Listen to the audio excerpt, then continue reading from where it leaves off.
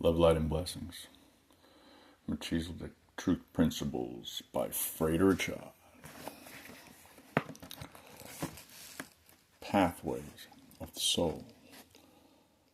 A soul had walked the earthly path, his mission he fulfilled, and dropped the earthly coil and left it at his will. Among the souls beyond the veil he found himself there numbered, for he had not experienced death. He passed but through a slumber, and as he wakened, quick to see, he found his mission he had not filled. He sought among the teachers old and said, "What is the perfect will?" An ancient sage then to him replied, "What choice was yours while in the flesh you did abide? Was it to serve in fullness there, the God you left to go to earth? Did you spread love? Did you reach forth your fellow man to lift? How come you thought your mission filled your body then you left? You shall return again to claim another earthly shell, and there among the men of earth once again to dwell. Your work not done has just begun, fear not to then return. For you have wisdom gathered, son, and much of man have learned. Go forth and seek another shell, and there in love you shall dwell. And tell the tidings of great joy, of God, of love, and thus employ all righteousness, and not ill will. And should your body temple reveal to man of earth a frailty perchance, it is but for the reason, son, desire has so ordained to be. And not of God, but your decree. Go forth in power and seek to find the selfless ones, the lame, the blind, the lame who faltered along life's road, the blind who would not see, the deaf who would not hear the story told. Move gently, son, with humble heart, slow of step, falter not. Reach forth your hand, and should man fail to grasp it as you stretch it forth, then let it fall with gentle will at your side, but press on still. Press on, O Son of God, and falter not, for man shall learn, man shall see, and you, O Son of God, because of your return to earth, shall teach your fellow men that birth is not of soul, it is but flesh. The soul moves on in endless quest, until at last, when light has come because of you, God's eternal Son, man shall have removed his every blot. Then you can say, my work is done. You shall but say your work is done, but never shall it be, my son. For as you come to us to dwell, you shall continue on. For you, as we, shall find a soul who walks the earthly way, whose will it is to speak of God, and you shall go his way. You shall touch his eyes, he shall see the light. You shall speak as in his ear, and he shall hear, and you shall speak. For you shall say, no fear, O man of earth, no fear. God is your counsel, be bold, go forth and speak of love. I too have thus so told. Think not, O Son of God, your work be ever done. For man of earth needs light and truth, and God needs noble sons. No more of earthly temple to wear, no more the physical sorrow bear, but you shall toil with man of earth, your work is never done. Peace be with you, dear ones, peace. And as we have previously mentioned, there are those who are in constant attendance with you, ever seeking to fulfill their mission. Their work is never done. You shall tread life path cautiously. What mean I in so speaking? Not with fear, but never expect to be fully understood by mortal man who walks in darkness because of his rebellion unto God. It is the one who walks in darkness who needs you. It is the one who, because of disobedience, wears a broken body who needs you. It is the one who would be hungry, who would thirst, the one who has lost his way along the path who needs you. The physician comes to he who is ill of body. The teacher comes to one who is desirous to learn. And never forget, whatever knowledge you possess through your desire to serve God becomes wisdom, and wisdom is priceless. It is the foolish man who says in his heart, I have all the wisdom there is, I know. He or she who so states is the one who shall stumble over their own declaration. We say to you, perfection, with few exceptions, has been reached only by a few. The more your knowledge becomes wisdom, the greater your illumination.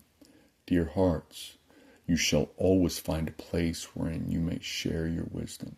Your wisdom shall never go wanting. If it were not necessary for you to have wisdom, it would be because God's work on the physical plane has become finished.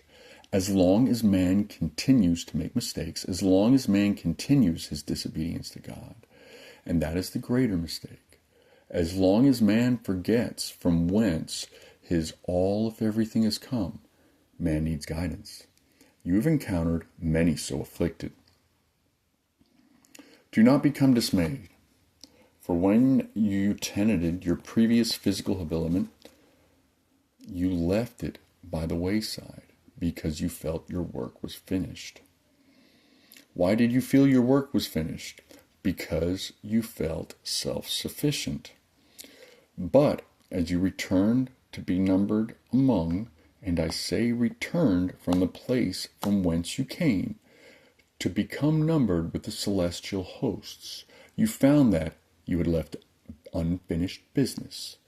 The sage of old said to you, son, daughter, go find another earthly shell, see yonder. There is a man and a woman. They are now preparing a physical vessel for you. Go and claim it. Your spiritual mother and your spiritual father so bid you do.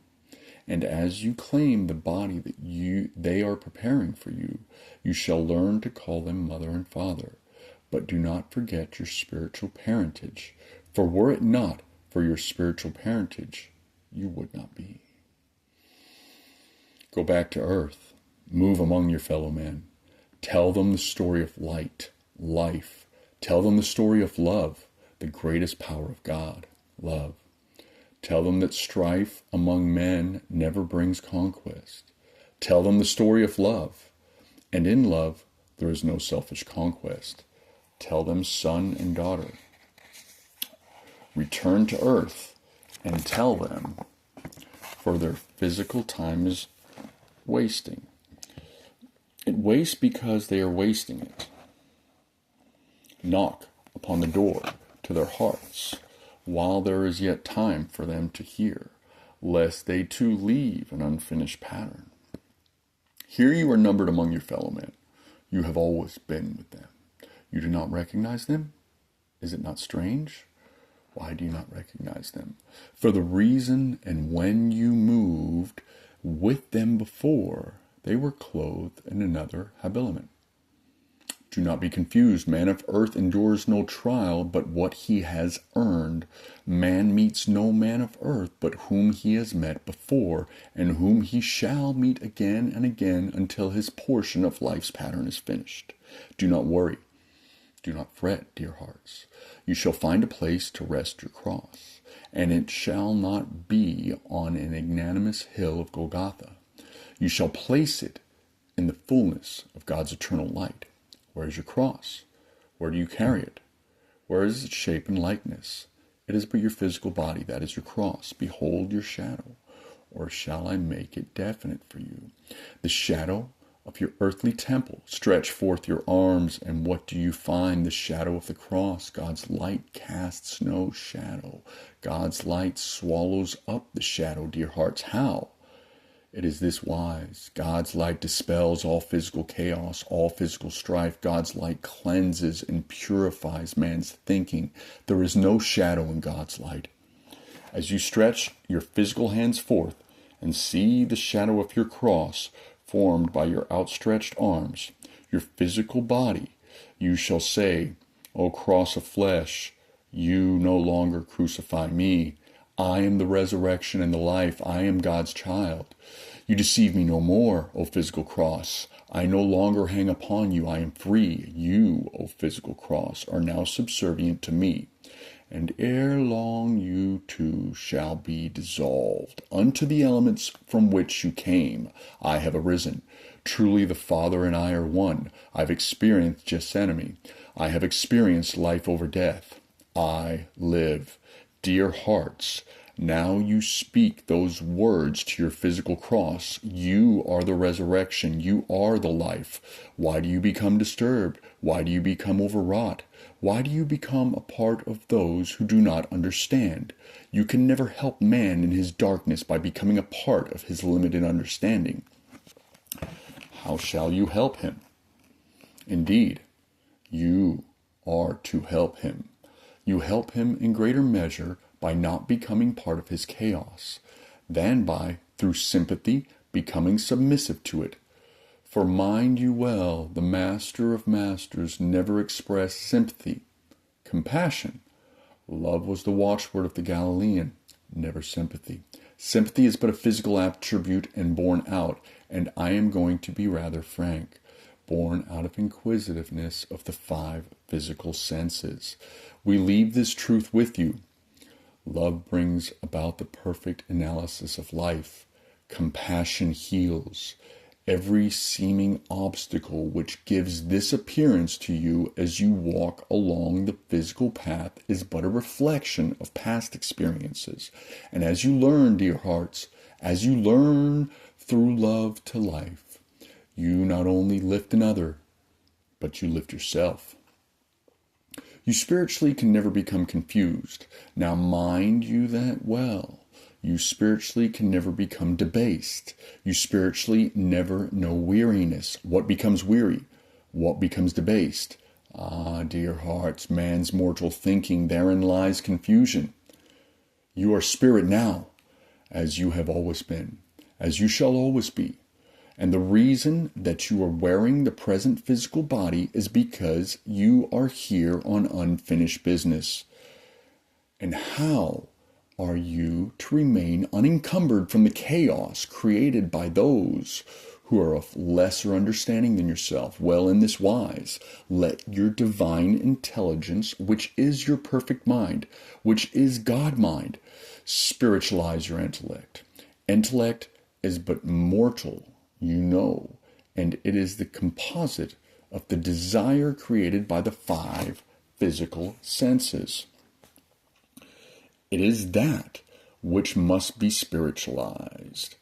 It is that which must become cleansed and purged. When the intelligence has immersed, has anointed, has baptized the intellect, then, dear hearts, shall come to pass the statement of the Nazarene when he said, "Come, let us reason together."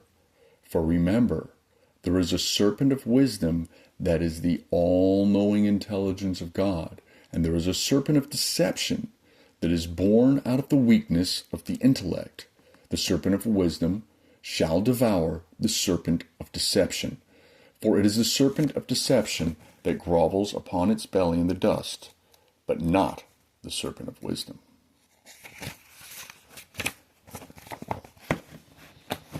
We love you, we love you, we love you, dear hearts, with an everlasting undying love, and in this hour we have endeavored to leave with you a lesson of your fellow man. Wherever you may meet them, do not be given over unto appearances, for in so doing you shall become swallowed up with emotion. Emotion is not spiritual, dear hearts. It savors nothing of the serpent of wisdom. Come, dear hearts. Come down, dear hearts. Come down from cross of flesh. Come down, stand in God's light. There are no shadows. Listen to truth, not to physical intellect. You listen. And the serpent of wisdom shall devour the serpent of deception. And as you listen, you say, I will live. Look not for signs, look not for symbols. Walk forth and into your physical body. Breathe and breath of life with an understanding heart. And none of you become over anxious, For over-anxiousness is a frailty of emotion, and it causes man to run foremost and headlong, so to speak, causing him to trip over his own feet and fall.